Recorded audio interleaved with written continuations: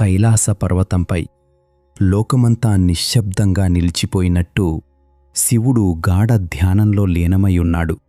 ఆయన ధ్యానం అంత గాఢంగా ఉండడంతో లోకంలో జరుగుతున్న బాధలు కూడా ఆ నిశ్శబ్దాన్ని చెడగొట్టలేకపోయాయి.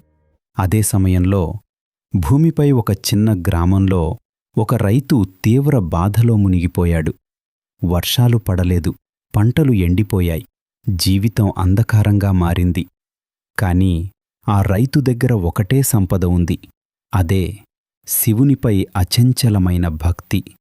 ప్రతి ఉదయం శివలింగం ముందు నిలబడి కన్నీళ్లతో ఇలా ప్రార్థించేవాడు: ఓ శంభో, నాకు ధనం అవసరం లేదు, నాకు బలం ఇవ్వు, ఈ కష్టాన్ని భరించే ఓర్పు ఇవ్వు.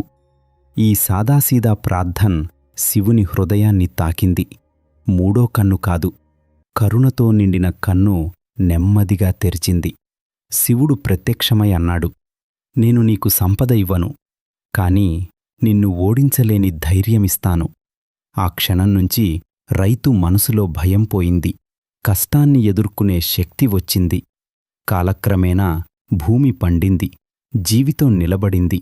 శివుని వరమంటే సంపద కాదు, శక్తి, శాంతి, స్థిరత్వం. ఓం నమః శివాయ.